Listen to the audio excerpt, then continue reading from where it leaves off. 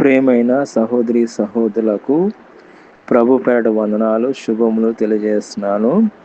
మీరందరూ బాగున్నారా? మీ అందరి గురించి ప్రార్థన చేస్తూ వస్తున్నాము. మీరు ఎవరైనా కొత్తగా ఛానల్ చూస్తున్నట్లయితే దయచేసి సబ్స్క్రైబ్ చేసుకోండి. అదేవిధంగా ఇతరులకు కూడా తెలియచేయండి. ఈరోజు మనం దేవుని వాక్యంలో ఆయన నీ యందు జాలిపడను దేవుని వాక్యం నుంచి చూసినట్లయితే కీర్తన గ్రంథము 103వ కీర్తన 13వ వచనంలో తండ్రి తన కుమారుని ఎడల జాలిపడినట్లు యెహోవా తన యందు జాలిపడును.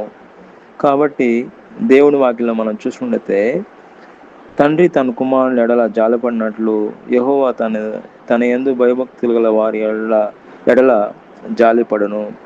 కాబట్టి మన దేవుడే అండి జాలిపడేది మన పట్ల. తల్లి మర్చినా తండ్రి మర్చినా దేవుడు మాత్రం మనం మరవడండి. మనము చూసుకున్నట్టయితే ఆయన నీ యందు ఎల్లప్పుడూ జాలిపడును. దేవుడు అపారమైన ప్రేమను కరుణను చాటి చెప్పే గొప్ప వాగ్దానం అండి. మీ కష్టాల్లో శ్రమలు లేదా మానసిక క్షోభను ఎదుర్కొన్నప్పుడు యెషయా గ్రంథము 55:7 ప్రకారము మీరు పశ్చాత్తాపంతో ఆయన వైపు తిరిగిన ఎడల ఆయనను మిమ్మల్ని క్షమించి బహుగా మీ పట్ల జాలి చూపించును. అదేవిధంగా ఈ వాగ్దానము మీకు ధైర్యాన్ని ఓదార్పును అనుగ్రహిస్తుంది.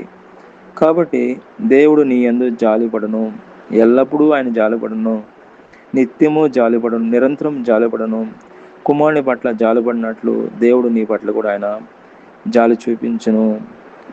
ఆయన నీ యందు ఎల్లప్పుడూ జాలి కలిగి ఉంటాడండి.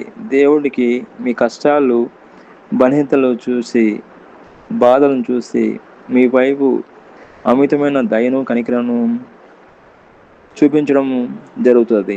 కాబట్టి దేవుడు నీ యందు ఎల్లప్పుడూ జాలి కలిగి ఉంటాడండి.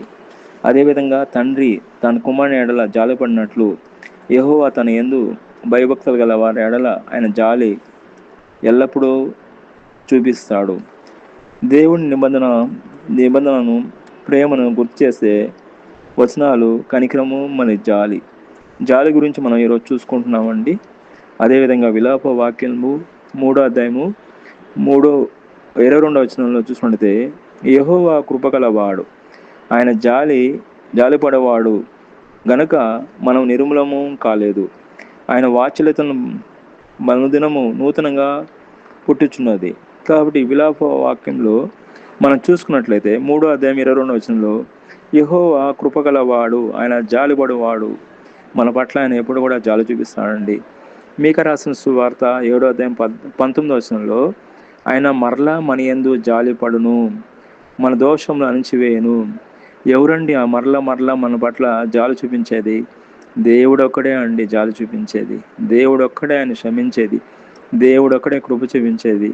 కాబట్టి యెషయా గ్రంథము 66వ అధ్యాయం 13వ వచనంలో చూసినట్లయితే తల్లి తన కుమారుని ఓదార్చినట్లు నేను మిమ్మల్ని ఓదారుస్తా అంటున్నాడు. కాబట్టి మనల్ని ఓదార్చేది ఎవరంటే దేవుడే అండి. అదేవిధంగా మనం చూసుకున్నట్లయితే దేవుడు నీ యందు జాలిపడను,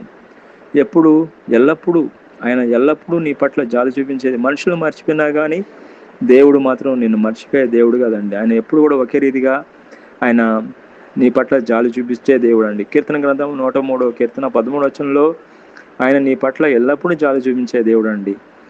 అదేవిధంగా మనం చూసుకున్నట్లయితే ఒక విధవరాలు కుమారుడు లూకా రాసిన సువార్త 7వ అధ్యాయము 11-15 వచనంలో చూసినట్లయితే యేసు నయీను అనే ఊరికి వెళ్ళినప్పుడు ఒక విధవరాలి ఏకైక కుమారుడు చనిపోయినప్పుడు ఆ శవయాత్రను చూశాడు. ఆ తల్లి ఒంటరిదై కుమారుని కోల్పి ఏడుస్తున్నప్పుడు వేదనతో చూసి ఆయన జాలిపడ్డాడు. ఆమె ఏడవకు అని చెప్పి ఆ శవాన్ని ముట్టుకొని ఆ కుమారుని బ్రతికించినట్లు మనం చూస్తున్నాము. అదేవిధంగా తప్పుపోయిన కుమారుడు ఉపమానం కూడా మనం చూసుకుంటాము. లూకా రాసిన సువార్త 15వ అధ్యాయము 11-32 వచనాల్లో చూసినట్లయితే తండ్రి ఆస్తిని పాడు చేయకము, పశ్చాత్తాపంతో తిరిగి వస్తానని తన చిన్న కుమారుని దూరం నుండి చూసి తండ్రి జాలిపడ్డాడు. అదేవిధంగా దేవుడు కూడా మన పట్ల ఆయన జాలిపడుతున్నాడండి. మనము పాపం చేత అపరాధం చేత సచ్చిన వారే ఉండగా ఆయన మనల్ని జ్ఞాపకం చేస్తున్నాడు. ఆయన అమూల్యమైన రక్తంతో మనం కొన్నాడండి. అదేవిధంగా ఇజ్రాయేల్ శ్రమలలో ఉన్నప్పుడు దేవుడు వారి పట్ల జాలి చూపించినట్లు మనం చూస్తున్నాం. న్యాయాధిపతులు 2వ అధ్యాయం 18వ వచనంలో. కాబట్టి దేవుడు మన పట్ల ఎల్లప్పుడూ జాలి చూపించే దేవుడు అండి. మరలా జాలి చూపించే దేవుడు. తల్లి మర్చినా తండ్రి మర్చినా మన దేవుడు మాత్రం మన పట్ల ఎల్లప్పుడూ జాలి చూపించే దేవుడు అండి. కాబట్టి మనం దేవుడు కృపగల దేవుడు, జాలిగల దేవుడు. ఆయన జాలిని మనం మర్చిపోకూడదు. ఆయన ఎల్లప్పుడూ మన పట్ల జాలి చూపిస్తూనే ఉన్నాడు. దేవుడి వాక్యం దీవించిన గాక. ప్రార్థన. ప్రియమైన మా పరలోక తండ్రి యేసుక్రీస్తు ప్రభు పరిశుద్ధ నామమును బట్టి మీ సన్నిధికి వస్తున్నాం దేవా. నేను ఈ సమయంలో మీరే మాతో మాట్లాడారు. జాలి అనే వాక్యం ద్వారా మాతో మాట్లాడిన దానికి స్తోత్రం. మా జీవితంలో ఈ వాక్యం స్థిరపరిచి మీరే ప్రభు ఆశీర్వాదకరంగా చేయమని యేసుక్రీస్తు నామమున ప్రార్థన చేస్తున్నాం తండ్రి. ఆమేన్.